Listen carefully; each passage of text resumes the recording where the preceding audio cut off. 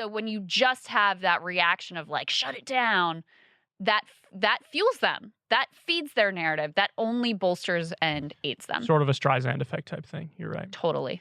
Anyway, all right, guys. So let's go ahead and jump into the interview now. We got Felix from Chapo Trap House with us. Enjoy.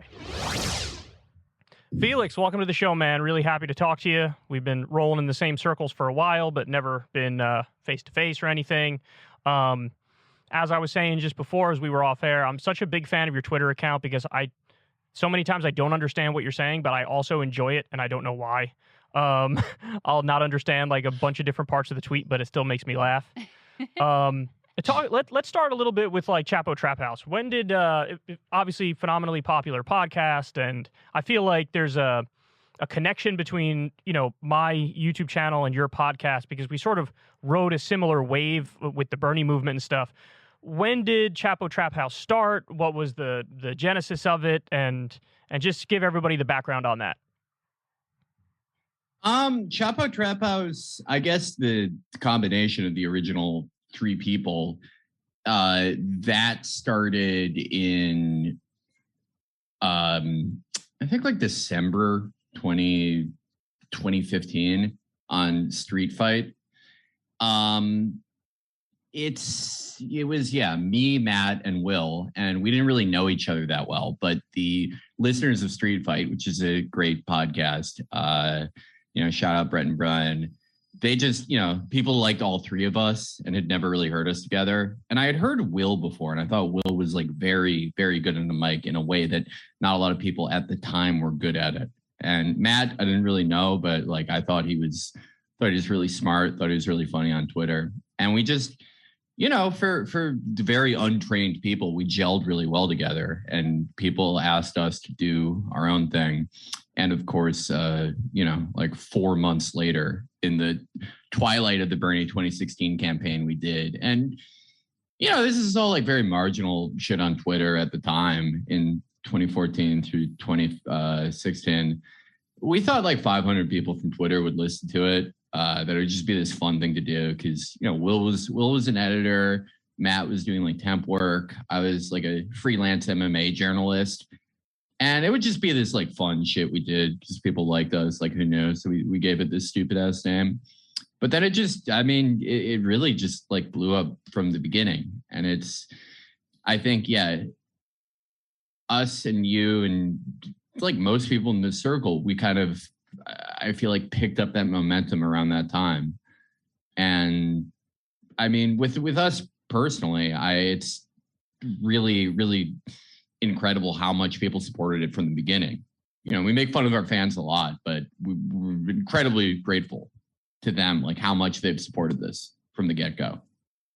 To me, that you didn't know each other that well. Yeah. That surprises me because I just assumed that you were like longtime friends. I didn't really know the origin story, but that was what made sense to me, especially because a co-host relationship is a very like intimate bond, and you're taking a real risk when you're doing any sort of media product with another human being. So it's incredibly fortunate that that's worked out, and for the number of years that it's worked out. What was like the original concept, and what do you think it was, other than just the timing of the Bernie campaign, that clicked with people? Because obviously there were a lot of other media ventures that were launched in the generally left sphere at that point that didn't take off and have the same salience that you guys did. I mean, really, if I'm going to guess what accounted for so much early success, I would say that it was because it was a show that was from the jump openly stupid and mean. And there just wasn't enough stuff like that. Like people want that, and no one was giving it to them.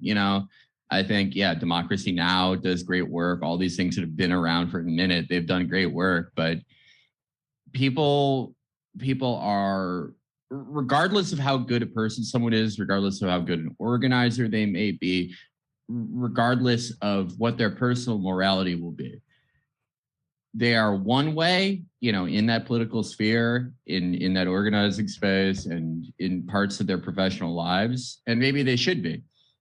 They're another way when they're in a group chat, and there needed to be something that reflected that. Yeah, so I think you do sell yourself short a little bit though, because I always felt like you guys were incredibly insightful and funny. But yeah, it could manifest. Some people with polite society, civility, manners might look at that and be like, "Oh, this is mean," and I don't like it. Well, and I would definitely object to the stupid part. Oh of yeah, that no, definitely not stupid. Maybe I think the mean is debatable, but stupid definitely not. yeah, no, I think all you guys are low key like brilliant people. What was it like? Because this is something I noticed a few times. I don't think I ever really dove into the articles in much detail, but I noticed there were at least 2, 3 different hit pieces on you guys, right? Talk a little bit about which media outlets did hit pieces on you guys and what your reaction to it was.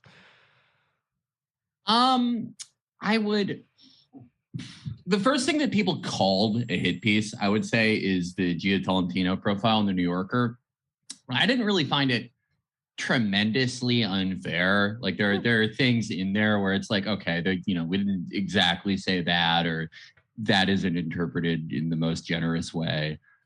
And she called it, I think the worst thing, there's shit she got wrong in there where she says that like, we called Hillary Clinton a bitch or something.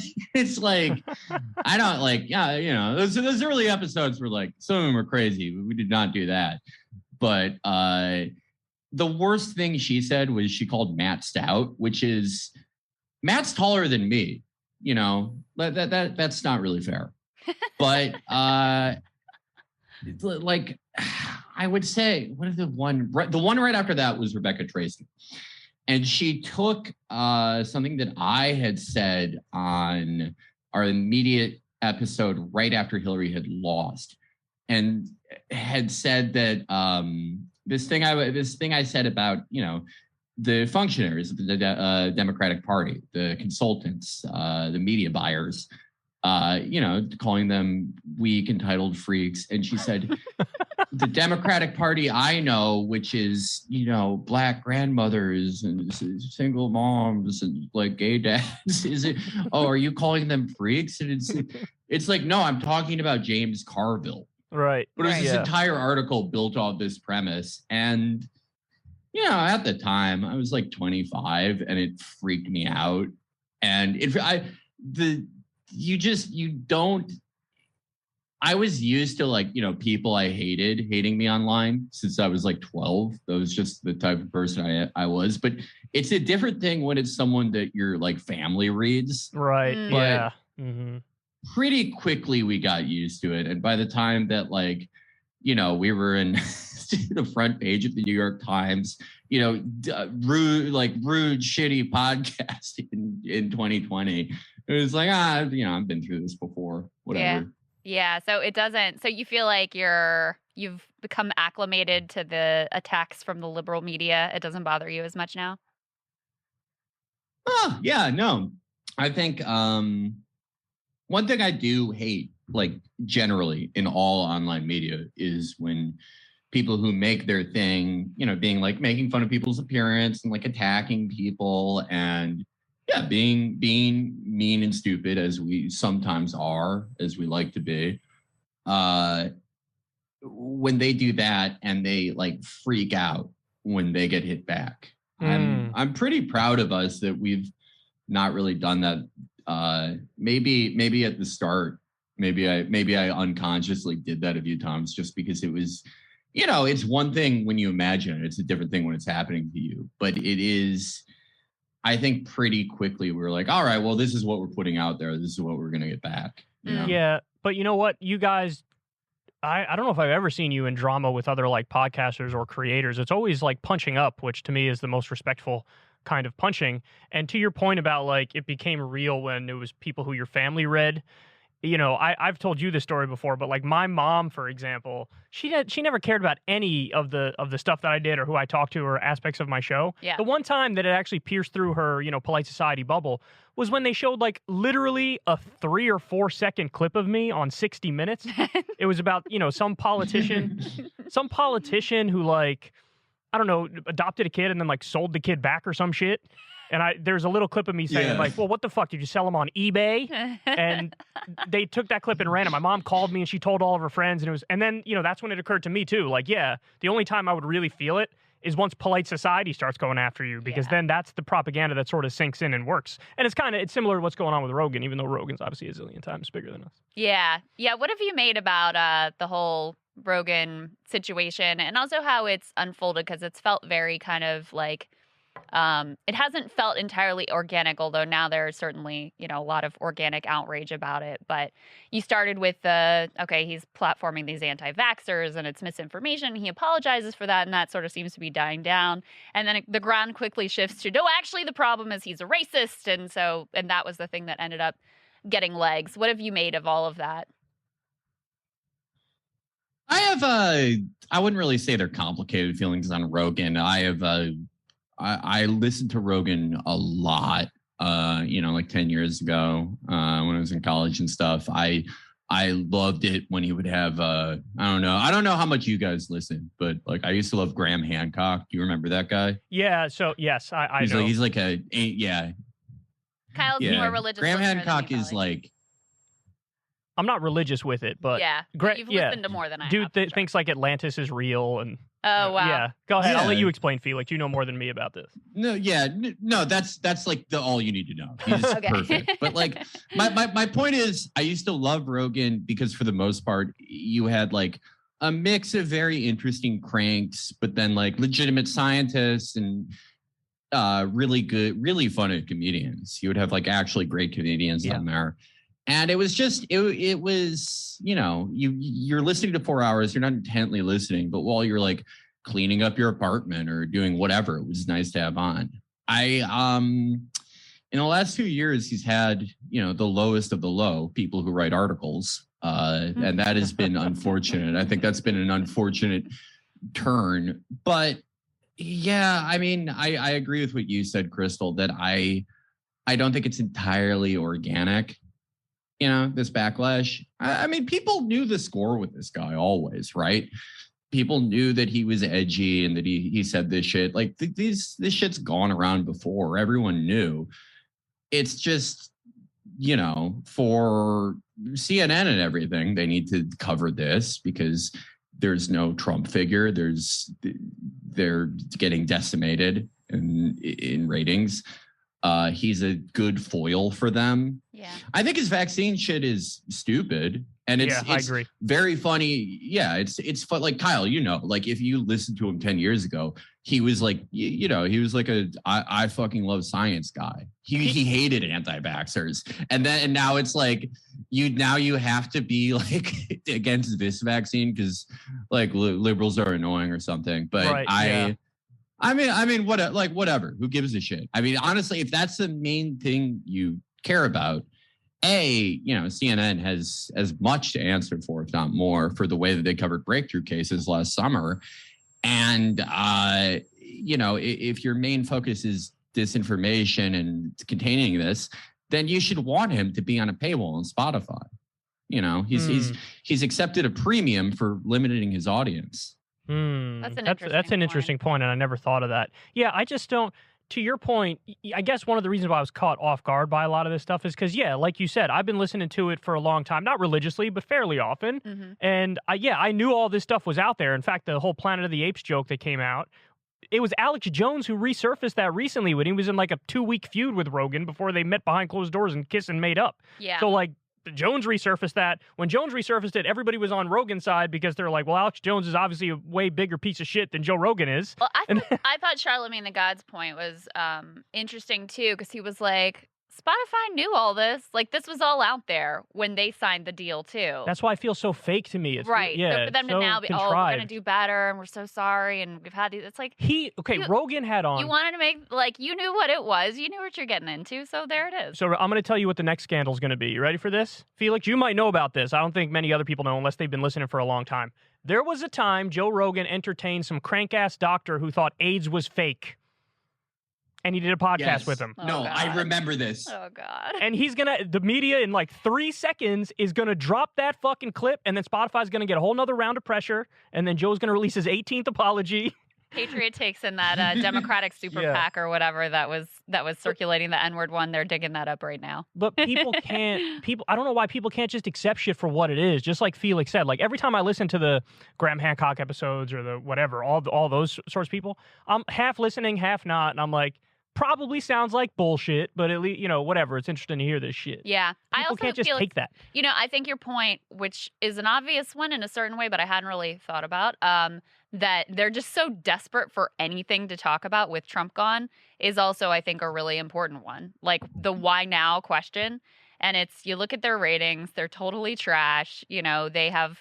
They don't know how to engage in any sort of intelligent way with this administration or substantive policy issues. They have no idea. Like they're lost in the wilderness with regards to what their own countrymen might actually like or care about. And so this is like an easy personality-driven, like culture war nonsense thing that they can, use to convince people that they're still relevant. Yeah, no, and look, like for a lot of the people who are, because this is like, this started as like a media thing, but yeah, there are people who are like legitimately mad at Rogan, and that is entirely their right. Whether you're mad at him for like, the Planet of the Apes shit, which completely makes sense to be mad at him for that, or the vaccine thing. I mean, with the vaccine thing, I think we're in this very weird spot where no one's really happy about the policy outcomes with COVID, right? It seems like no one has won in any meaningful sense. There's something for everyone to be upset about. Just because of how, fucked up our institutions are, how hard it is to get like any type of centralized ruling, how divorced some results seem from the policy in either direction. And last year, if you're more on like the, pro-vaccine side of things, I felt last year when the vaccine, everyone could get it. I was like, we're always going to have people who are going to be holdouts, but that's going to be like 80. It's going to be like 80% of people are going to get it this year. Like everyone wants this shit to end. And then you see how shitty vaccine coverage has been, and how, this, like everything else, is this just shitty thing that never ends, that as everything in America, every bad new thing in America adds a new bit of like security theater and humiliation to American life. There's obviously like a horrific loss of life, and the policies seem to kind of accommodate no one really. Yeah. You do like want to look for someone to blame. And I don't really think Rogan is a singular author of every anti-vaxxer, everyone who's a holdout. Like, honestly, I don't know if you guys know Alex Nichols, loan option, but he said, sarcastically, he said, we need to ban Rogan from Spotify so we could increase vaccination in 22-year-old gym goers by 0.1% and make them all lifelong Republicans. But I do get it. I do generally get being frustrated with how everything is going, and looking for a target. Yeah, I don't fully agree with it. Right. I don't fully agree with it, but it's like, I get it. I'm sympathetic to it. I feel like nobody trusts any institution anymore. And that's probably, for good reasons. People feel like at every level of government, every level of the official world, corporate world, like everybody's full of shit. Everybody's looking out for themselves. And since that's the world we live in, where it feels so dog eat dog and you're on your own and individualism and pull yourself up by your bootstraps, what happens is any sort of faith in institutions is now replaced with just like, who do I feel is being most honest and authentic with me? And I'm just going to latch on to that. And that's why Rogan has such a giant appeal. Right. And why, sometimes people turn to genuinely the wrong place to get important information. Because again, I don't agree with the vaccine shit at all that came out of McCullough and Malone's mouth. Yeah, no, absolutely not. I mean, I think there's also something to the fact that people's legitimate political desires have been so routinely frustrated that there's just like a giving up on the possibility of any kind of collective action. So then politics turn towards personal. the personal, how do I, portray like, well, the society's shitty, but I'm a good person. I'm on the right side of these issues. And let me draw the lines about like other people who are in the space and who's the good person, who's the bad person. So it collapses into this almost like individual bootstrap version of politics when it seems like all of the, means for actually meaningful collective action, all of those doors feel effectively closed. Yeah. I mean, everyone, the two facets of American cultural life now are, everyone is in a constant competition to see, who deserves most sympathy. That's everyone does that. I don't care what, everyone is doing it. People typically think of that as like a lib thing, but no, it's the main American thing that you should feel bad for me. But also everyone kind of has like a Joe Rogan, like a risible media figure that they can pin all this shit on. There's with I like that Libs of TikTok Twitter account because it's like it's like there's some shit on there where it's like, oh yeah, I see why you clip this is ridiculous or this is funny, but then there's other shit where it's like, the person will post a teacher with dyed hair and the caption will be like, what happened to this country? Like, yeah, that's why everyone hates each other, and that's why everyone hates each other, and there are all these overdose deaths, and people aren't having kids anymore, and they're fucking killing themselves because of like, the 1619 project or whatever. Which I think that's probably conservative Joe Rogan, right? Because it's like people have pointed out that it's like, historians have been like, this isn't like the best history or whatever. And like, obviously, like the Shell sponsorship and all this shit.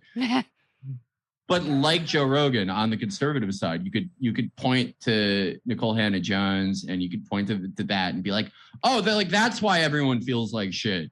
Because like everyone's being told that this country is bad from this thing that's been out for like a year.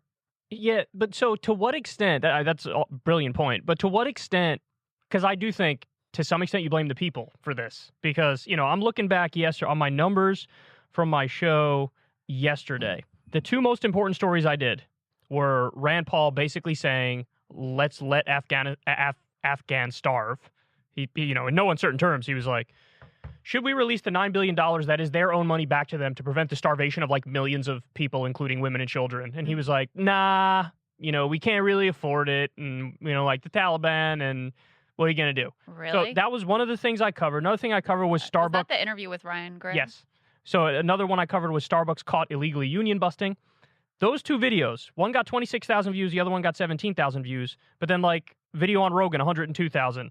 Like video on Jordan Peterson going after Trump, 76,000. It's like, to some extent, yeah, it's the institutions to blame because they've rotted so much and, nobody knows who to trust or where to go. But on the other hand, it's like now there does seem to be this individual agency problem where people can't focus on big issues more so than just the personality claptrap bullshit. What do you think of that, Felix?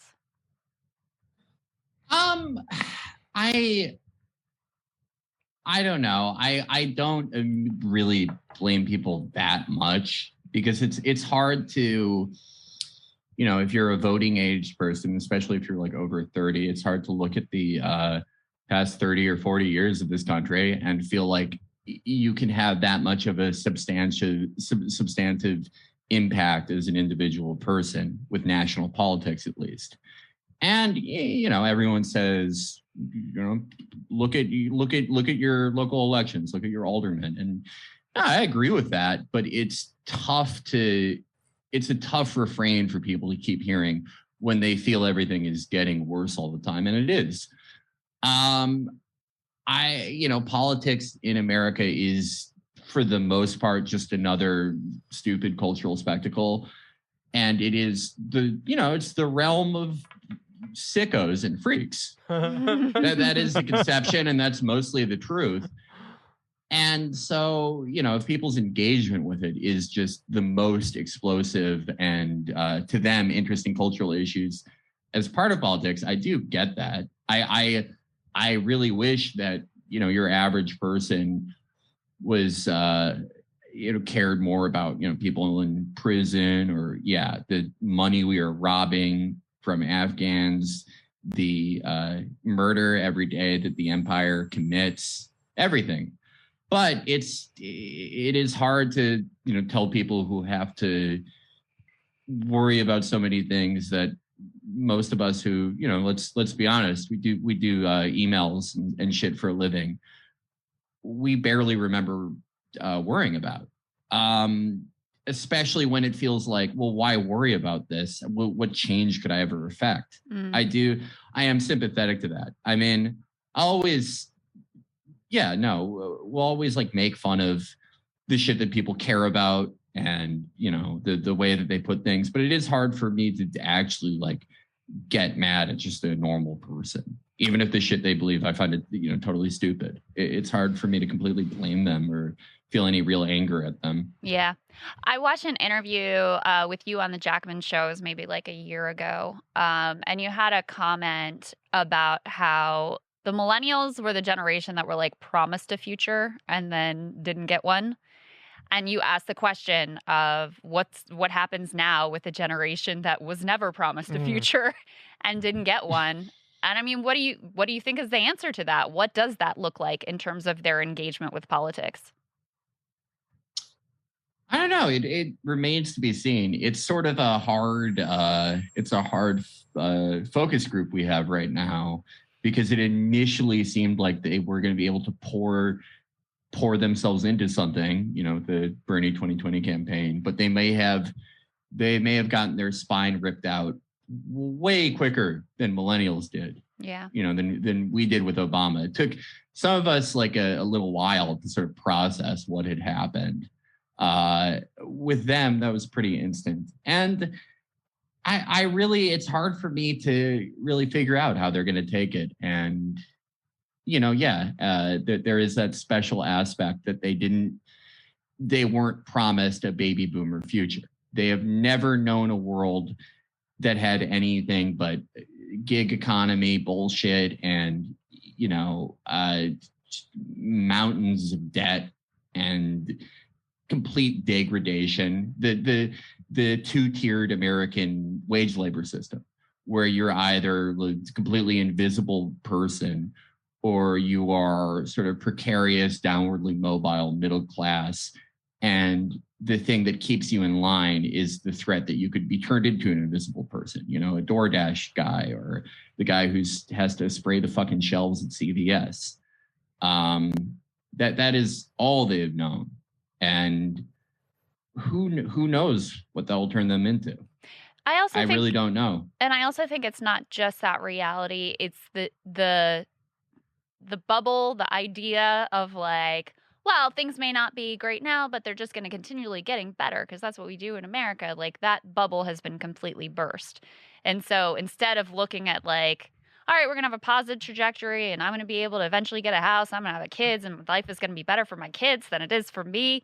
Now it's like, oh, what am I bringing, these future human beings, what am I bringing them into the world? The assumption is the exact opposite, that things are going to continue to fray and deteriorate and fall apart. It stems from being burned so many times too.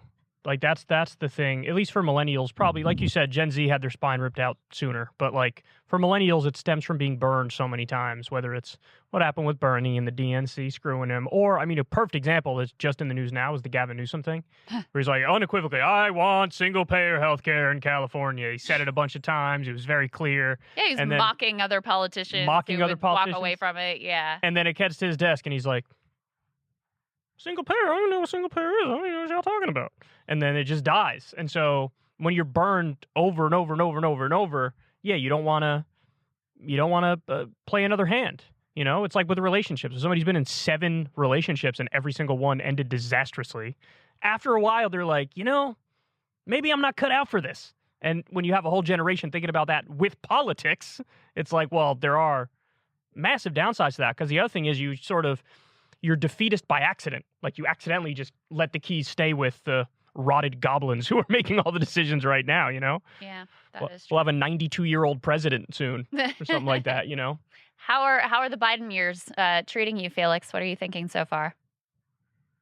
Kind kind of early to say. I don't know. I will say, just going back to that last thing a little bit, I do not want to come off as like unequivocally doom and gloom. We never really want to do that, or, you know, portray more misery than there is. I think if the last 5 or 6 years can show us anything, it's, you know, yes, things can always be worse than what you imagined, but there is always possibilities for things that you never imagined. And this world will make an asshole out of you if you try to predict everything one way or the other.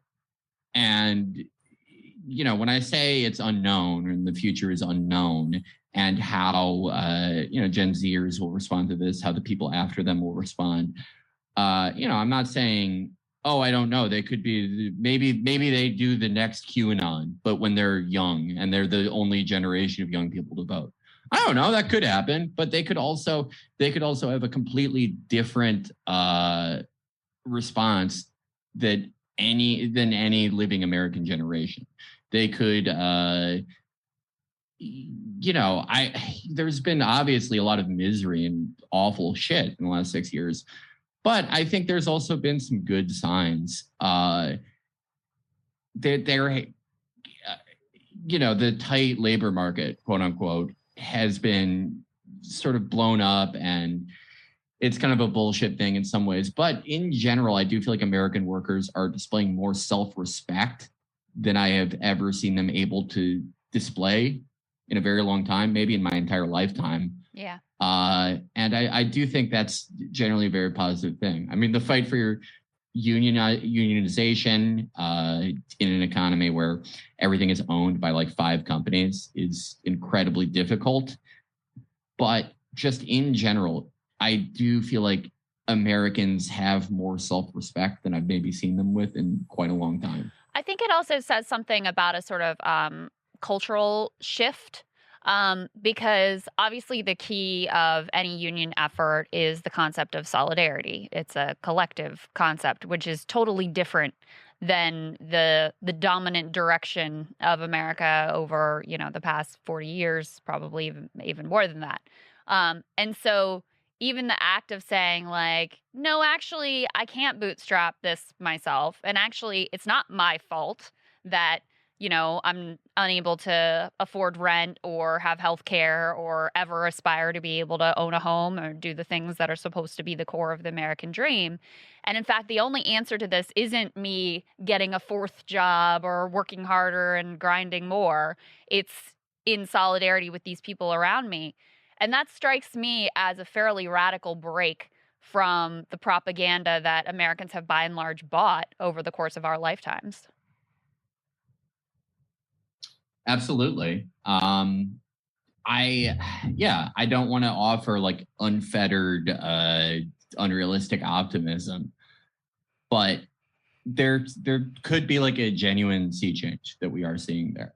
And I think that itself is very exciting, because if there's one thing that we should have picked up from the second go around for Bernie 2020, it should be that, those of us who are the sickos and freaks who, you know, mainly consume politics and mainly follow this, we had very little concept of what Americans thought of themselves, what they thought of their own lives, how they evaluated things. I mean, like, I'm not really one for issue polling. I think it's kind of useless and it never seems to be actually correct. But it should have been a defining moment for people when, you know, multiple polls showed that Biden won Medicare for all supporters. That should have been a tell that, you know, what the regular non-voters that we needed, what they were seeing was different from the world we thought they were seeing. Mm. But and maybe those things are starting to sync up a bit. What did you read into that? I mean, I read into it that they it's tough because like issue polling is so stupid, and it, again, I think it very rarely works. But that, you know, with Medicare for all, we thought we have this like amazing policy with this amazing succinct name and it's very identifiable, but that maybe when people hear it, they don't quite get what it is, to the point that they're like, oh, Medicare, the thing that like Joe Biden does. You know, like it's you're playing a game of telephone, because these people aren't, you know, on their phones looking at this specifically 12 hours a day. They're not like, so few people in this country like actually read articles or watch news, just numerically. But what they were seeing, I can't even really like guess what they're seeing. So I would say I disagree on issue polling. I actually think it's I like it, and I think it's important. And I think if it's done well, it can be very useful. But my takeaway from that exact fact is just Bernie flopped miserably on the issue of electability. That's where Biden trounced him, is that this entire country was scared straight at the, 55% of the country was scared straight at the prospect of another Trump term, because the media whipped them up into that frenzy and made it seem, when they cover Trump 24/7, like the demon that he is, then you're convinced I will literally anything in order to defeat this guy. And if you're telling me that the half zombie dead guy who can barely string a sentence together, who believes in nothing and still whispers sweet nothings into Strom Thurmond's ear, even though he's dead. Like, if this is the guy you're telling me I got to go with, then I'll go with him. I support Medicare for all, but what am I going to do if you're telling me that Bernie can't beat him? I think Taibbi is the one who talks about how voters have been turned into these little like mini pundits trying to guess what like right. the Midwestern steel worker is going to want in a candidate. And also at the same time are sort of like nihilistic about politics, and also don't really expect that, let's say I vote for the person whose policies I really like. Number one, I've been persuaded that that person is going to lose. And number two, I don't really believe that even if they get elected, it's going to make that much of a difference. So, you know, since this dude is really awful and feels like an existential threat, let me just go with the person that the media is telling me that, you know, Midwestern steelworker dude wants to vote for. And I also think because you have such cultural bubbles and divides where you don't really have any direct connectivity with that theoretical voter, you just kind of have to take the media's word for it that, trust me, I promise what they really want is like this old guy who can barely talk and has been wrong on basically every issue in his career. I promise that's what they want. Did either of you guys in like 2018? What did you think about Joe Biden? Like his chances? I thought he was going to get trounced, son. I thought Trump would curb stomp him. Oh, you mean in terms of his chances in a general election or his chances in the primary? Both kind of. So I always thought he'd be formidable in the primary, just because he's the former vice president. Because, you know, he could lay claim to the Obama legacy. And I know that that is still a very powerful thing in the Democratic Party.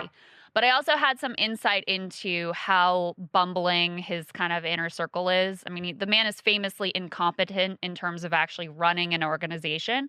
And that proved to be true. He didn't actually need an organization in order to win, because once the sort of establishment had exhausted every other potential candidate, and they were left with Joe, then, you know, everything flipped like that. So I definitely was hopeful during the primary. I thought Bernie really could pull it off this time. You know, the polls look so good. And man, after Nevada. Yeah, after Nevada, I was like, holy shit, it's really actually gonna happen. But I always thought that Biden, even as pathetic as his poll numbers were and as pathetic as his team was and his performance in Iowa, he was also the only person who had any support from non-white voters. So it just didn't make sense to me that there was any other candidate in the field that was even any potential threat in the primary. I thought in 2018, I said he's going to beat Trump. Wow. Obviously, you know, I didn't hold on to that notion after seeing what he had deteriorated to in 2019. You know, I was like, holy shit, I hope no one digs up when I said that. Look at this fucking guy. But like, you know, and I did think he was formidable for a while. And, you know, I obviously wasn't going, you know, during the primary, while we were canvassing, while we were maxing out, while we were doing all this shit, I wasn't going to go like, oh yeah, he's going to win. he's gonna win it. He's not only gonna like win the primary, but he's gonna like completely like invalidate all these things about how he's gonna lose to Trump. He's gonna beat him.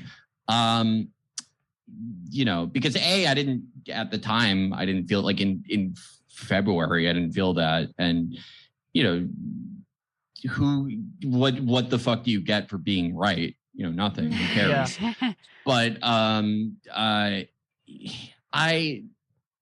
in 2018, my thinking with him was unlike anyone else on the Democratic bench. He seemed like he can at least pretend he likes talking to people convincingly. Yeah. Who knows if he does or doesn't? Who really knows? But he could do that in incredibly important thing. He could approximate not just like being folksy or like telling a corny joke, but like I honestly think like in retrospect, look fat was one of the most important things he ever did in his career. Yeah, I'm serious. Like, I mean, just like stupid son of a bitch was wonderful. It was his best moment in office, and he did that to Peter Ducey. Yeah. You know what, Felix? You know what I always thought was his greatest strength was, the Obama people really like looked down on him as not being an intellectual. He didn't have the fancy like Ivy League degree, and he kind of had a chip on his shoulder about that because he had this older style of relationship politics, kind of what you're describing. And I always thought that was kind of his greatest asset and his most hopeful characteristic was that he, like much of the population, felt sneered at by the sort of like Obama and Hillary Clintons of the world. Yeah, he's sort of the ultimate vindication of politics, as we talked about, it's just like interpersonal spectacle. Because while there is this, maybe interpersonal drama that, Biden world doesn't like Clinton world, they're all fighting for pretty much the exact same thing. Yeah. Maybe they disagree slightly on, should we invade Syria? But they're really fighting for the exact same vision of the world. But the thing that we identified with Biden and that we really narrowed in on after the Afghanistan pullout is that, I think there's a little bit with Democratic primary voters. I think that you're right with the Taibbi thing that they do turn into mini pundits because a Democratic primary voter, that is a sicko. I am one. I was one, so I can say that. But it is a sicko. Obviously, I think the shortfall comes from the non-voters that the Bernie campaign failed to activate. But I think with Biden, beyond just him approximating, liking to talk, enjoying speaking with people, or him seeming like an authentic guy, or him being electable, it is kind of what you just said. Obama world looked down on him because he is a loser. Like as much of a loser as you can be while being a 29-year-old senator. Whereas he has all these things that are very impressive when you put him on a sheet of paper. But he is, he's had a life that's been a mix of like awful tragedies that no one should have to go through. And then other things that are completely his fault, like fucking plagiarizing Neil Kinnock, being a punchline for 2 decades. Like going from being a 29-year-old senator, this like handsome senator that everyone thought, or at least everyone in Delaware was like, oh, this guy's going to be president, to being probably one of the least respected people in the entire Senate for a really long time. Yep, that's right. And I feel like, I mean, who knows? I think it's sort of a useless exercise to try to get into the heads of every single American. But I do think for a lot of people, it's hard to have lived through all this and not feel like kind of a loser.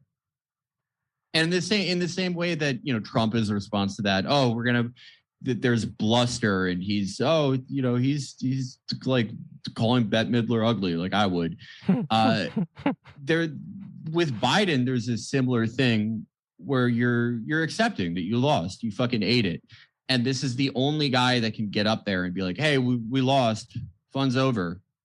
No one will ever believe Obama as a loser because Obama's never been on like the losing end of really anything in his life. So not in his professional life, rather. Yeah. It's hard he can't be the guy who goes out there and is like, hey, sorry, we're not going to like pass this. Hey, sorry, we fucked up. The empire isn't as strong. Your life isn't going to be as good. He always had to get up there and promise you things that he was never going to work that hard on. Yeah, he would just water down his shit until it's Republican shit and then pass it and then be like, we won. That's what he would do. Yeah. So but he could never get down on one knee and look you in the eye and be like, hey, we lost. Right. Yeah. It's like you didn't lose. Well, with Joe, at least, I feel like for some people can be like, oh yeah, you've lost your entire fucking life too. And Obama, what he would do is he would like exempt himself from it, and then he would zoom out 30 levels and like look down on the failing nation and tell you what you did wrong, from 30 feet above. I do want to get back to your 2018 point, though, because I feel like I disagree with both of you a little bit. I think both of you, ironically, give him too much credit, even though, Felix, you just went on about how he's a massive loser. Because I think the only way that Biden was able to pull it off and win was because of all the king's horses and all the king's men. So what happened was, and you guys remember this well, I called it like Bloody Monday or whatever day it happened on. It was when Mayor Pete and Amy Klobuchar dropped out on the same day, endorsed Biden, made a big spectacle of it. It's when the media really learned, okay, it's either going to be Bernie or Biden. What happened? They took the knives out and went right for Bernie's jugular in that debate where everything's Fidel Castro, Cuba, you're an authoritarian, this and that. And so it took the coming together of the establishment media and the establishment Democrats at the last minute in order to really defeat Bernie. Oh, yeah. So I actually think all the things that we look at now and we try to say, well, what is it that makes Biden a successful politician? I mean, there are things there for sure, but I think sometimes we overread that because the fact of the matter is homeboy was dead in the water unless he had so much help, which is why you saw it even with the Afghanistan thing. It's like, okay, he finally does something good. But then the media shits on him relentlessly. And, all of a sudden, boom, the poll numbers drop like that. And it's like, this guy doesn't have the ability on his own, through his own merits, to build a narrative. Even Obama didn't want it to be Biden. I mean, very obviously was like, maybe Pete, maybe Beto, like maybe anyone else, right? And was quoted as saying, like, don't underestimate Joe's ability to fuck things up. And it was only after they had exhausted every, like, all right, Kamala's, that's not going to work. All right, Amy, well, this isn't working out. Like, all of these people, and of course, Beto dropped down early. And then the very last one was Pete. And the writing was so clear on the wall because I think he got like 1% of black voters or something crazy. Yeah. No black voters voted for him in South Carolina. And they're like, this is not going to work. And if you don't get out, like, Bernie still has a shot at this thing. And so it took them going down to that last moment when they were like, ugh, we have no other choice but Joe Biden. And, the reason that Joe ended up in that position, which is the piece I think I'm giving him a little bit of credit for, is because he did actually have some goodwill among some, diverse demographic of the public, where there was a clear path with, like, okay, if we throw in with Joe, if Obama makes the calls behind the scenes, this is the one that we can have work out. It was a who's next kind of deal, like the Republicans used to do. Like, remember Mitt Romney ran a few times and you didn't win. Then it's like, all right, it's your turn. Yeah, but McCain ran. It's like, all right, it's not your turn yet. And then it was your turn. Now it's the same thing on the Democratic side, which is just stupid, stale thinking. Yeah, but when Democrats win, it's like Obama comes out of nowhere. People are like, who the fuck is this guy? And then he wins. I mean, Obama's the kingmaker in the party. And he kind of has contempt for Joe. So it could have been much more like Joe's the guy from the beginning. But Obama, I mean, a bunch of his staffers went to Beto's campaign. Go ahead, Felix. Well, I mean, when was it not going to be the case that the deck would be stacked against Bernie? We always knew that was going to be the score going in. Yeah. And, if his campaign wasn't able to go against that, to plan for it, to execute anything, should have seen my text messages. Again, the non-voters that they needed, then they did not deserve to win. Then they deserve to fucking lose. The thing that we say about Democrats all the time, it is also true of that campaign, unfortunately. Again, just like that, it's a shame who they have to fucking lose to, but that's still, like, it was always going to be unfair. And, frankly, this time, as you just talked about, where it was a scramble, where it was never supposed to be Joe, where it's all this shit. Okay, if that holds, then we really, really deserve to lose, because there was this unprecedented opening where non-voters could have been picked up and undecideds could have been picked up, and it was not done. And at the end of the day, yes, these unprecedented things happen, and stuff like white suburbanite South Carolinians rushing in to pump up Joe's margin. Biden's base was actually like a lot whiter through that home stretch than the media really gave credit for. But at the same time, people selected him. More people selected him than the Bernie campaign was able to activate uninitiated people, which was, they always knew, we always knew, you always knew, was the only path. And, we failed. I have plenty of criticisms of the Bernie campaign, and I was in contact with Bernie's campaign manager, literally like, here is a list of things you must do now that the tides have changed and the deck is stacked against you. And of course, I don't know. I mean, look, who the fuck am I? I'm a random YouTuber. I wouldn't listen to a random YouTuber either if I was in Bernie's shoes. But whoever decided, like, let's do absolutely none of these things and just keep pretending like the deck isn't stacked against us now. Like, there are 1,000,001 criticisms there. But it is also the case that in order to take it down, you needed like a totally compliant media that on the flip of a dime was instantly like, Joe Biden's wonderful. This guy's great. 3.5 minutes ago, everybody was not pretending. We're openly acknowledging the fact that his brain is failing.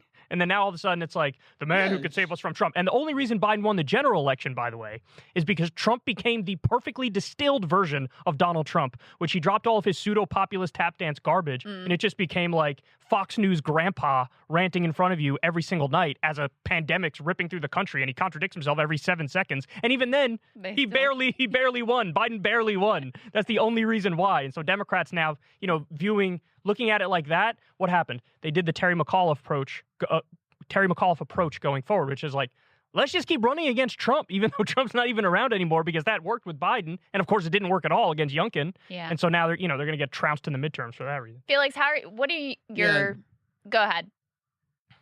Oh no, it's very funny that they tried that against Youngkin. Literally a member of the Carlyle group. Like, he isn't immediately recognizable to everyone in fucking Nova. Like, they're like, no, I work with that guy. Me and that guy made the hologram that hit the Pentagon together. Just kidding. This joke does not reflect the views of Kyle and Krystal. This is a joke. Parody. But McAuliffe couldn't hit him on that because he was himself an investor in the Carlyle group. And he also worked on the Pentagon thing. Fucking perfect. It's too perfect. Isn't that fucking perfect? They're both doing the exact same strip mining private equity shit that should be illegal. It's perfect. But I would just say very quickly, Kyle, to what you said about Trump giving up the populist shit. I agree with you. It's a stupid move. Same time, this is just like the deck was stacked against Bernie. I mean, if it wasn't stacked against him, then it would not be the thing that it is. It wouldn't be the thing we recognize and the thing we knew it was going into it. Just like with Trump, if Trump was able to like stick to a coherent plan an entire time and not, as you correctly say, revert to Fox News grandpa, then he wouldn't be Donald Trump. That's who he is. That's who he always is. And he is like, he's, not able to stick to stuff. He's at the end of the day like a conservative real estate guy.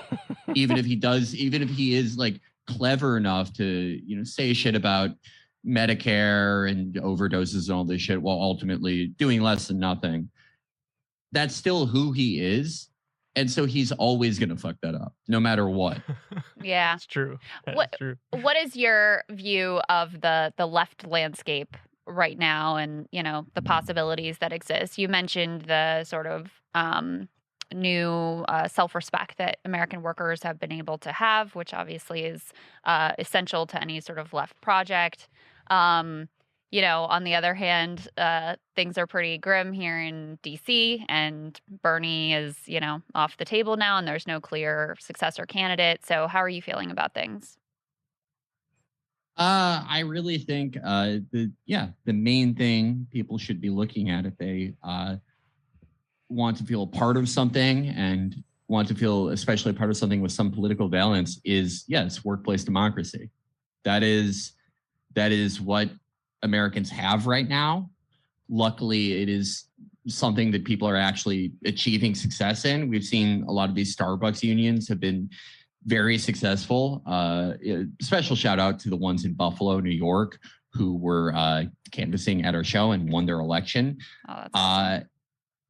No, yeah, it's these small local things a lot of the time, but they can give way to much larger things. And really, it is kind of the only way forward right now. If you want to try again this vision of the Bernie 2020 campaign of activating the unactivated, this is kind of where it would have needed to start. Again, I don't want to try and predict the future. No one's very good at it. And yeah, whatever you say, the God will find a way to make a mockery out of it one way or the other. But I really am positive about that. And you don't have to take my word from it. You can, listen to Matt Chrisman, who knows a lot more than I do, but he's positive about it. And Felix, do you think because that work on the sort of organizing front and the workplace democracy front hadn't been done before the Bernie campaign, do you think that that's part of what doomed it to failure? I don't know if that's what doomed it to failure, because I think there is, I don't want to Monday morning quarterback this too much, because, okay, to create the best conditions to win, like 10 years ago, you would have had to start organizing all these places. And I don't want to take away from what people on the ground did, because canvassers, people getting voters registered, did amazing work. They went to places in California that Democrats never fucking go to, that might as well not exist to them. Like places that national Democrats won't even acknowledge, like Central Valley, and registered people. And people did amazing work. They worked their fucking asses off. And the people that we saw at every show, the people who drove across the country to do all this, it is things they should be very proud of. And these things that they'll for the rest of their lives, they know they are able to do them. I want to make that very clear. And, to create the best conditions to win, I guess 10 years ago, they would have had to start doing that. Well, unfortunately, a lot of those people were in middle school at that time. Mm-hmm. So I don't want to, tell them they blew too much of a shot. And I don't think we need 1960s level union membership, for a Bernie style candidate to win in a national election. I don't think that's true. But I think that general type of thing where American workers, and especially workers who fall into that category of the invisible worker, the workers that people do not like to usually think about, if they can be activated, if they have a voice, if they have some power, then that is really one of the best things that a national candidate could have. Yeah, I think that's all true. I also think a lot of the stuff about political victories, we could easily Monday morning quarterback, like I do all the time and we do all the time, and break down the strategy and the failures and this and that. But a lot of it just comes down to timing and dumb luck, Like Pat Buchanan was Donald Trump before Donald Trump was Donald Trump. Pat Buchanan was Donald Trump in the early 1990s, and his campaign just didn't hit because, it wasn't the timing for that. Whereas with Trump, coming off 8 years of Obama, where there was a lot of, promises, or at least promises people thought were there, and not much follow through on it. And, the Democrats were not up to speed on the real temperature of the country. And then Trump comes up, and it's just sort of like dumb luck plus the timing of it worked out in his favor, because obviously he wasn't staffed with a whole bunch of professional people who really knew what they were doing. It's like he tripped over his dick and fell into the Oval Office. And sometimes I feel like, us in this business, sometimes we could overthink well, how exactly we got to dot this I and cross this T and do this thing and do that thing. And it's like, yes, you should, but also sometimes you don't dot that I or cross that T and you trip over your dick and end up in the White House or in a Senate seat or something, Yeah, no, that is true. What do you make of sort of the moves that Trump is making now, and the likelihood that he will trip over his dick and end up in the White House yet again? It's very fun. It's fun to watch for now because I like how much he clearly hates DeSantis. Yeah. For even taking like a small percentage of his spectacle. At the end of the day, right place, right time, luck, all this shit. But why was it Trump and not Pat Buchanan? Obviously, material conditions are the most important thing. But I think even if you put a prime Pat Buchanan in there in 2016, he eats it because he has no swag. He has no juice. He's a little freak. That's right. That's what. Yeah, a little freak weasel. He's unrecognizable to the people that he would need that Trump got. But to that end, watching Trump now, like in his element, the thing that he actually likes doing the most, which is running for president. Right. Yeah. He's having a blast. Yeah. I think it's going to be less fun for him, when he actually does run. And again, I think just by virtue of everyone saying, "Oh, it's going to be Trump in 2024, it's going to happen," somehow maybe it won't. The more that people say it, the less I believe it will happen. Right? Yeah. Because Hillary had that inevitability too. Right? Yeah. Right. I know that's a very stupid way to look at the world, but it's not stupid. There's a logic there. Yeah, I mean, I don't want to say like, he's gonna have a fucking heart attack or whatever. I don't know what will happen. If I had to put money on it, I probably would have a parlay that includes him getting the nomination. But there are a lot of silly inevitabilities if you look at the past 6 to 10 years. I don't know. Obviously, if the election was held today, I think he very likely beats Joe Biden. But I mean, if there's one guy who's very comfortable being underwater and floundering and everyone being mad at him, it's old Joe. And I don't think you can quite count him out either. I think that's all true. That's actually brilliant because even if you say Trump is a favorite and you look at the polls, and I saw one the other day, Trump was at like 31%, then you had like DeSantis and Liz Cheney randomly at 13%. Weird poll, like a Leger poll or however you pronounce it, Leger, whatever it is. I don't know. Anyway, I don't know the sample size, so this could be all nonsense. But even if you say Trump's a favorite right now, which I think is a fair thing to say, he still only has a plurality, and it would be a small plurality because of all the potential options that can unfold over the next however many years. You know what I mean? Like, okay, you're 31%. Well, if you're playing a game of cards and you got a 31% chance on the river, if you're playing Texas Hold'em, you don't want those odds. You'd rather be on the other side of that. You know what I mean? Yeah. Well, and to make the case for Joe, it's a ways till the presidential election. He's still alive. He's still alive today. Still out there. He can talk. But no, I mean, in terms of the economic pressures that people are really upset about right now, in particular the inflation, those things could definitely change over the next little while. And listen, you don't discount an incumbent president. Trump proved, even though he did everything that he possibly could wrong, to be very difficult to beat as an incumbent president. And every incumbent president is, has an advantage going in, especially if economic conditions are looking a lot better. So, through no doing of his own, it's possible that he ends up with a much more favorable climate than exists right now. Yeah. No, we can never quite predict the future, and that should give equal opportunity for horror and excitement.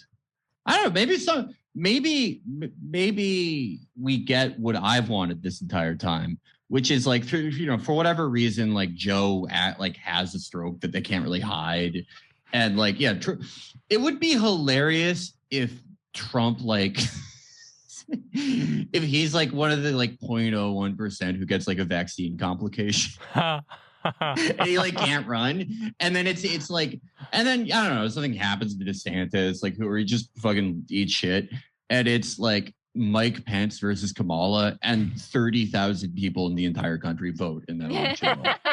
That would be if that happens. Their relatives official members of the Democratic Party leadership. Low key, though, that is definitely a possibility. Crazier things have happened. I mean, every election we had in, like, from the 1990s all the way up until Hillary versus Trump, it was, John Kerry versus George W. Bush, Al Gore versus George W. Bush. Like, that's Mike Pence versus Kamala Harris. That's what that is. Like, it's the same thing, Yeah. Well, also, I mean, if you just look at the actuarial tables, it's not crazy, the things that you're saying about maybe neither one of these guys is really... Trump is going to live forever. Is really able. You think so? He's going to die today because I said that. He thinks that as well. Do you guys think that, because I always wondered this. Sometimes I see him and I'm like, oh, he seems fine. And then other times you're not so sure.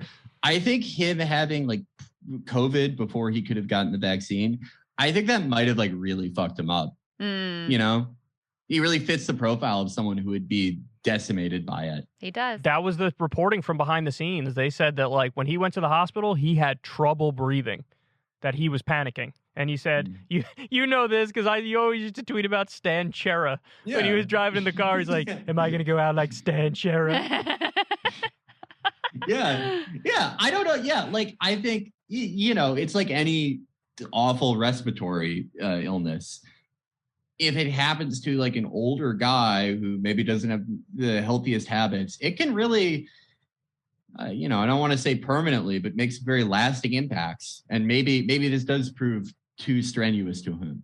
Maybe he gets a Dante-style ironic punishment. And 2 years before the primary, he starts mentally deteriorating in the way that Joe does. Who knows? It would be great if they both mentally deteriorated and we had a debate where like they're just talking about all sorts of... Joe's babbling about Mary Poppins. Trump is talking about hanging out with Whoopi Goldberg in 1992. Like, they're just all over the place. They don't know what they're talking about. I would, just for the entertainment value, to watch the decline of the empire in real time like that would be like fascinating.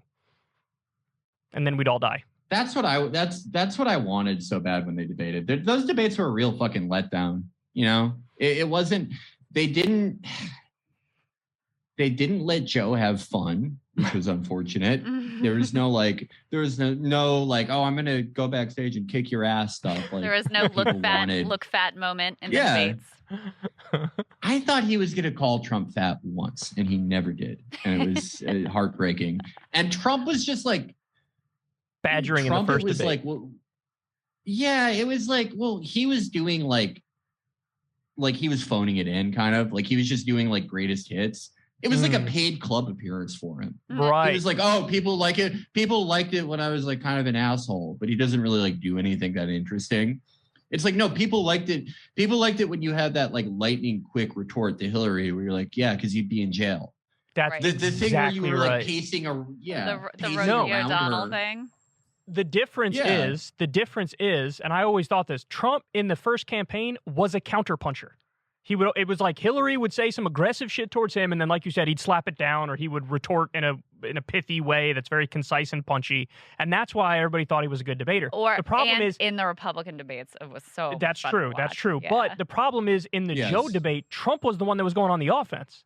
Trump wasn't, Joe wouldn't say something aggressive and then Trump had to swat it aside. Trump would be the one to just go at Joe and everybody be like, stop the elder abuse. What are you doing? Especially the first debate, the one where now it turns out he had COVID during the debate. He was just yelling at Joe, and Joe was like, oh, what you talking about? And Joe won, like, unanimously. Yeah, I mean, he didn't have to do anything. He just had to stand there and, like, not be Trump. a total obnoxious asshole that made everyone hate him in that moment. And everyone was like, well, I take that guy. I even saw Trump people like, too hard, too fast, too much. Reel it in a little bit. What do you think, Felix? Oh, I will admit I was completely fucking wrong about that first debate. I was completely fucking wrong. I think I had been inside too long. I hadn't talked to enough people in the past few months before that because I saw it and I was like, oh my God, Joe's getting destroyed. Oh my God, he's going to lose by 20 points. He looks like such a fucking pussy. But it was like, yeah, most people saw that. Like, oh, Trump's like an asshole. It's like, reminding me of why I don't like him. Right. I didn't walk the line. Completely and totally wrong about that. Yeah. Do you think that his Twitter ban has been net good for him? Because it's sort of like the opposite effect where people aren't getting constant reminders of how irritating he is and how obnoxious he is, and so some of the potency of that memory has faded. That's an interesting theory, Krystal. It's hard to say. I mean, I think the importance of Twitter for national politics' sake is, I think, in some cases overblown. A lot of things that we sometimes can fool ourselves into thinking are universal and recognized, they're actually not even registering with people who aren't on this very fleeting, ephemeral platform. That said, it may make him not as ubiquitous, which is something that he definitely likes. He likes people noticing him. He likes being the center of a news cycle. I think for him as an artist, for like how funny he is, for how good like the press releases are, it's better for him to not tweet every thought. Yeah, I will definitely say that. Now he sends out like official presidential notices with his tweets. It'll just be like 3 lines. Yeah. You're like, what? You know what I think the effect has been is it has actually softened his support with the GOP base a little bit. They're not getting that love on a daily basis, but it's improved his support with the general public who don't hate him quite as ardently as when he was an asshole every day. You know, I still think my main theory is still that he lost that touch of like, I'm doing this for you. I'm going to stop the outsourcing. You know, the forgotten man and woman will never be forgotten again. Now, every time he opens his mouth, it's like January 6th was okay, and they stole the shit from me, and that's bad. And it's like, it's just me. When you lose Jordan Peterson, which is what I covered on my show the other day, he lost Jordan Peterson. It's like, dog, you're talking too much about the me stuff, and it's not going to go anywhere. Like now I think you're hardening your support among the most ardent supporters, but that tent is not expanding. It's gotten smaller and smaller and smaller. I think that's a great point. And I think it's a unique weakness, the election stealing stuff. It's a unique weakness for him because he personally will never be able to really stop talking about it. Yeah. Because it's like, I didn't lose. They fucking stole it. You know, China got the data packets and all this shit. But it's sort of on independents that were leaning towards him. I think it's a little poisonous for them because you hear that and you're like, this guy sounds like a fucking loser. Right.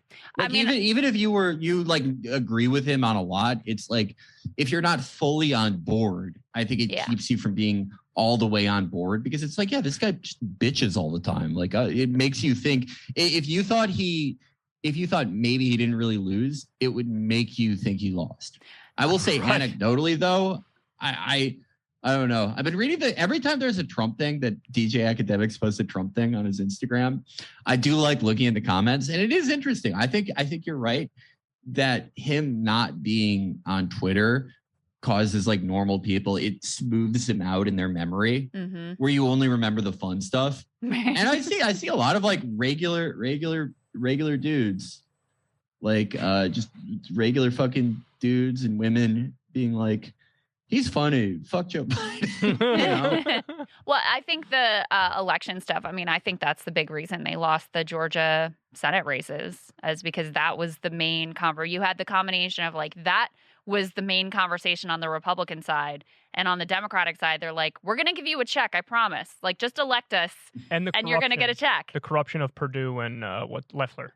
They were caught. However you say her name. They were caught red-handed, like selling all their stocks before the crash and inside a smoke-filled back room. But yeah, it's. I think that is a unique liability for them, just because. I mean, again, it's just like people right now, Democrats are going to get trounced in the midterms because people feel like they're not doing shit to improve their lives, right? And they're not even really focused on it, and they're not even really trying.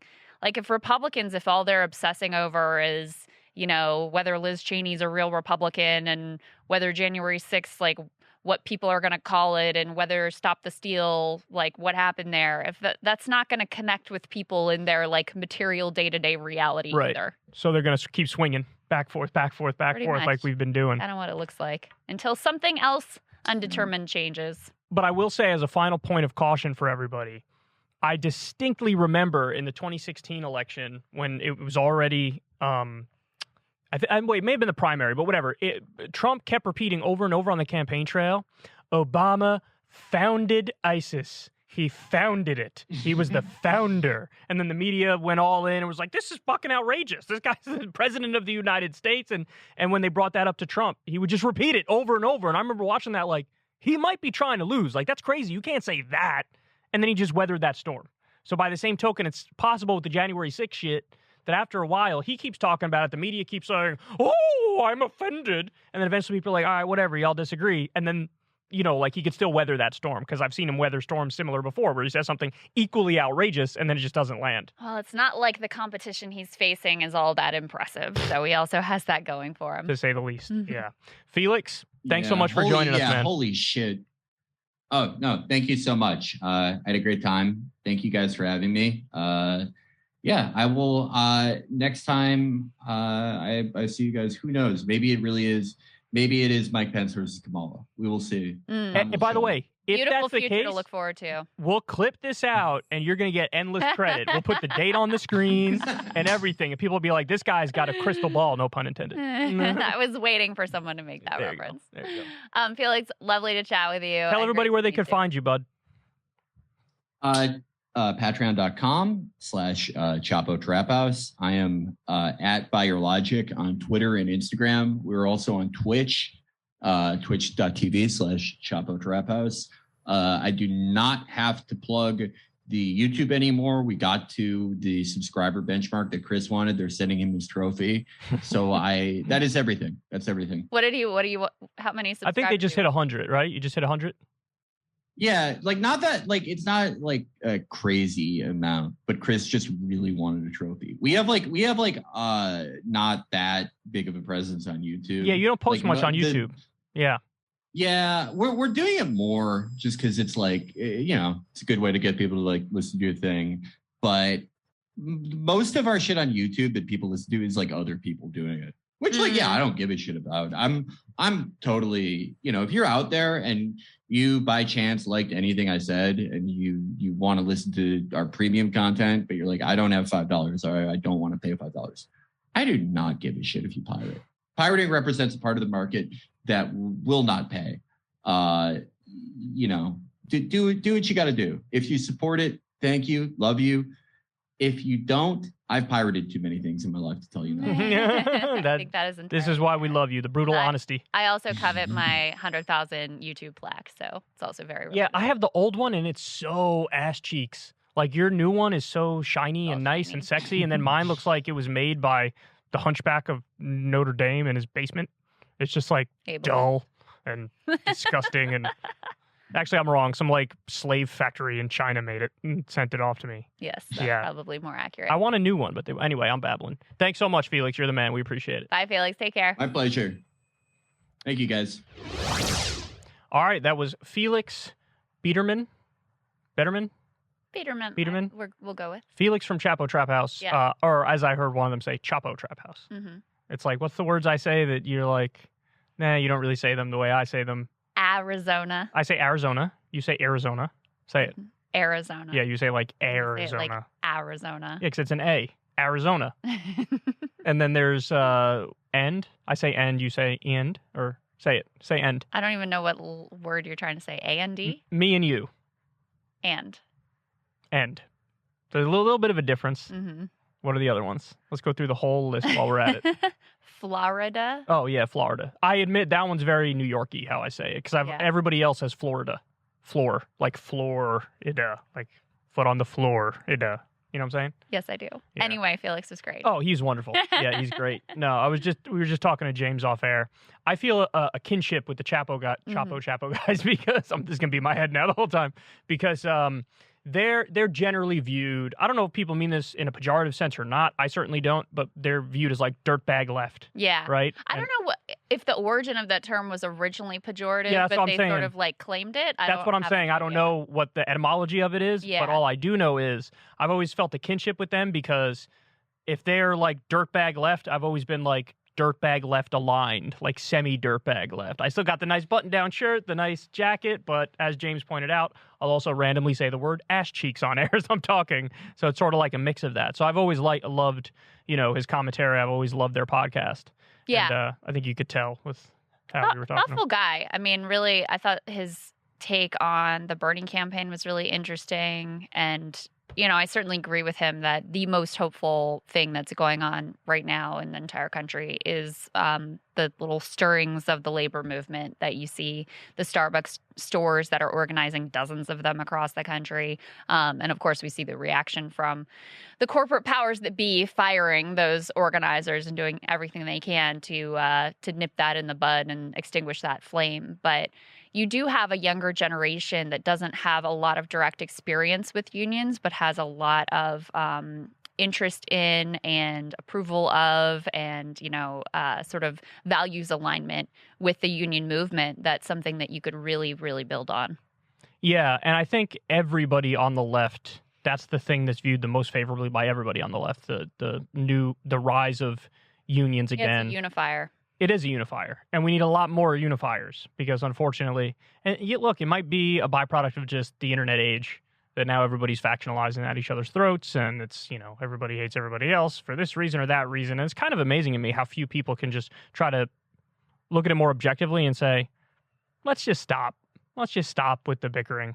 I think it's just because there's not another large project that everyone's like clearly aligned with, where it's worth it for them to put aside whatever annoyances, grievances, like disagreements that they have.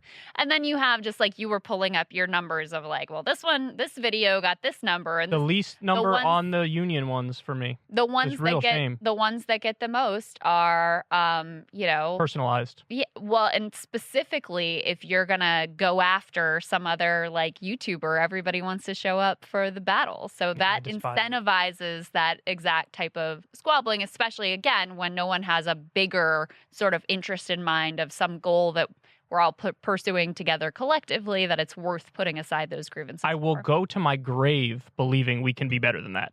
I will. And I try my best to not, I'm not perfect. Nobody's perfect. But I try my best to not engage in that type of stuff. I'll talk to somebody if they disagree, and we can work it out. Yeah, you and Vosh had a good exchange on Ukraine, for example. Yeah, exactly. And, we still disagree. That's fine. But, like, if you're going to make political change and you can't have two people who are ideologically similar enough, like me and him, to just have a conversation, right? You're not going to make political change. This used to be considered obvious. Now, all of a sudden, I'm the one with the controversial view when I say that. Yeah. Like, you're going to have a broad alliance if you really want to make change. And I mean a broad alliance in the real world, not just online. Mm-hmm. I mean, that was the whole idea of solidarity. The whole idea behind the union movement is like, look, we could have a black person, a white person, a trans person, a gay person, somebody whose politics are incredibly conservative, somebody whose politics are openly Marxist, Leninist, or whatever. But you hold hands in solidarity and you work together to try to get, paid vacation time or higher wages. That's the whole idea of solidarity. Yeah. And listen, let's be clear. The union movement hasn't always lived up to that. There have been times when unions have been used to further discrimination and things like that. But the union movement at its best has also pushed forward inclusiveness and pushed forward equality and making sure that people were truly treated as equals in their workplaces and in the union hall. It's one of the only spaces left in American life where you have that diverse engagement that you're talking about across ideological lines, where people have to engage in like the real world project of how do we help each other make sure that we're being treated with dignity, that we're being kept safe, that we, have sort of like basic human rights in the workplace. That's one of the only remaining spaces in American life where that type of engagement occurs, which is why it's so incredibly important and why it is also such a radical threat, just the values of it, to the direction that America has been going in for a very long time. So I think that's why we all see so much like little glimmers of hope there, even as, my God, the landscape is so incredibly difficult. Starbucks demonstrating it right now with their union busting tactics. And even after you get vote to form the union, then it's a whole other challenge to get the company to engage with you in good faith on a contract and to be able to win a contract. And then especially in these service oriented service sector unions, you have high turnover. So then they try to hire people who are going to be anti-union so that down the road they can get the union decertified. So there's just so many obstacles to it that it makes it very difficult. But what we're also seeing with Starbucks is that when they couldn't stop it in Buffalo, it unleashed a torrent of possibility across the country. And that makes it very hard for them to fight, because now they're not just fighting in, one city, a handful of locations. Now they're having to fight at some 60 plus stores that are all moving in this direction, and they won't all succeed, but maybe you get a dozen. Maybe you build from there and you show what the possibility is and what the difference is between those unionized stores and the non-union stores. So we'll see. It's the one thing I'm hopeful about. There's a great Michael Brooks quote. I'm going to butcher it, but help me out if you remember it. Be kind to individuals, but ruthless with systems. Mm-hmm. That's it right there. That's it. Yeah. So, yes, take on, the corporate structure and the forces that are genuinely holding everybody down, all working people down. But in terms of other individuals, should have nothing but sympathy. And I say purity of policy versus purity of character. Yeah. Purity of character, I don't care. Right. We're all stupid. We're all idiots sometimes. Right. We're all dumb. Or sometimes, so I don't mind being ruthless with the people who are keeping those institutions in place. I think he means we mean the same thing. He means the same thing. Yeah. If somebody's an individual who's a literal representative of that ruthless system, then yeah. But the other thing is, you'll see this tactic employed as a way to undercut or undersell any little glimmers of progress that are made, is that politician was just forced into that position and they don't really believe it in their hearts of hearts, or they're pursuing a good position because it's a cynical ploy. I don't care if it's a cynical ploy. I don't care what's in their heart of hearts. All I care is if they're ultimately being pushed to do the right thing, or they find it in their best political interest to do the right thing. That's fine. That's the way you have to treat these politicians. True, but also actions speak louder than words. Because on paper, Gavin Newsom was saying all the right things about Medicare for all. Course. But the fact that he was taking all of that money from the for-profit health insurance companies led to him not following through on the thing he was unequivocal about. Yeah, I'm not talking about words. I'm talking about action. You're talking about action. Yeah. Okay, so it's they got to say the right things, but also not be totally bought and owned by the same forces that are destroying everything, which unfortunately is rare as an albatross in today's day and age. Indeed. But I guess we're working on that, and bottom up with the union movement is the way to do it. Anyway, guys, we love you. I enjoyed the conversation today. I thought it was great. If you like this show, if you support what we do, go ahead and check us out on Substack. $5 a month gets you the video of the show, and you get it a day early. You could also just sign up on Substack for free and get the audio as soon as it drops, which is a day later. Big thank you to Piper for all the newsletters, and big thank you to everybody who already is a paying member. We really appreciate you guys. Remember, we don't take a single penny from any other source for this show. There's no, we could read ads if we want, like every other podcast. We actively decided not to do that. We don't even have any pre-roll ads or post-roll ads. When we upload this thing on the private link to YouTube, we literally click off the monetization. So we're not making any other, it's all funded through you guys, and we love that. So thank you from the bottom of our hearts if you are somebody who's, part of this experience with us. We love you guys, and we'll talk to you soon. See y'all next week.